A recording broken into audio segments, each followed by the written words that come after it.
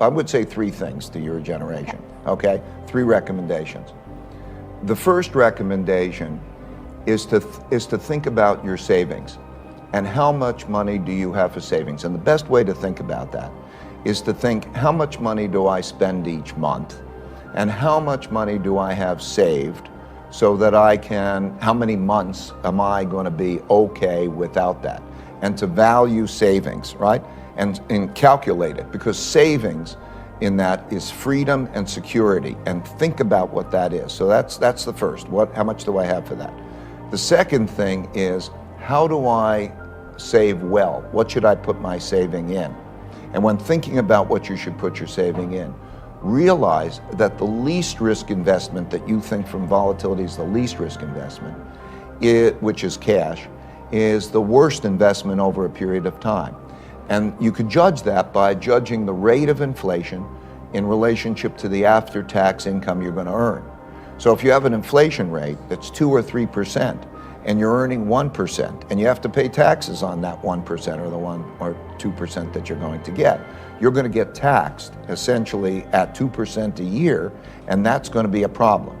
So you have to move into assets that are other assets that are going to do better over a period of time. And when you do that, the most important thing I can convey to you is to diversify well, because I can guarantee you that one of those assets, and you won't be able to pick the right one, will be disastrous in your lifetime, that you will lose half of that savings if you're in the wrong one, and you won't know what the right one is. And so pick different countries, pick different asset classes, and I could probably take too long explaining how you might do that. But so that would be the second thing to learn. First thing is think about how to save. Be cautious about debt.